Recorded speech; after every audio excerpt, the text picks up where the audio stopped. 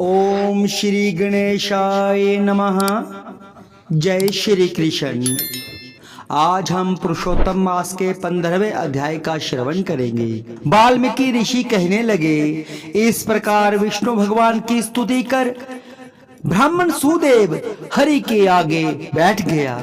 तब भगवान ऐसी स्तुति सुन मेघ के समान गंभीर वाणी बोले, हे वत्स, तुमने बड़ा घोर तप किया है, इसलिए जो इच्छा हो वर मांगो। सुदेव बोला, हे नाथ, जो आप प्रसन्न हुए हैं तो मुझको एक श्रेष्ठ पुत्र दीजिए। इस प्रकार ब्राह्मण के वचन सुनकर श्री भगवान बोले, हे वत्स, पुत्र का सुख विधाता ने तेरे भाग्य में नहीं लिखा है। मैंने तेरे भाग पट के सब अक्षर देखे हैं, परंतु उनमें 7 जन्मों में भी तुझे बेटे का सुख नहीं है।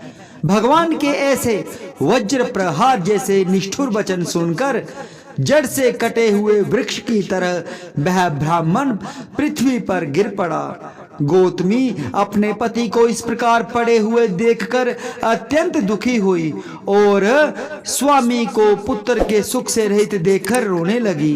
फिर वह स्त्री धैर्य धारण कर अपने पड़े हुए पति से इस प्रकार बोली, हे नाथ, धीरज धारण कीजिए, उठो।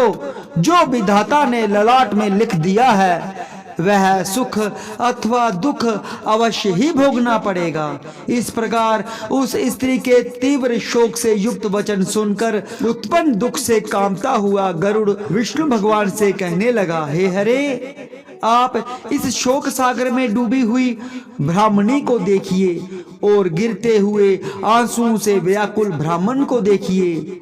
हे दीन बंधो, आपकी भक्तों के दुखों को न सहने वाली दया कहाँ गई? श्री नारायण इस प्रकार गरुड़ से अमृत समान वचन बोले, हे गरुड़, इस ब्राह्मण को एक मनोगत पुत्र शीघ्र दूंगा। इस प्रकार हरि के अनुकूल वचन सुनकर गरुड़ ने अति प्रसन्न होकर उस ब्राह्मण को अति सुंदर अनुरूप पुत्र दिया। जय श्री कृष्ण।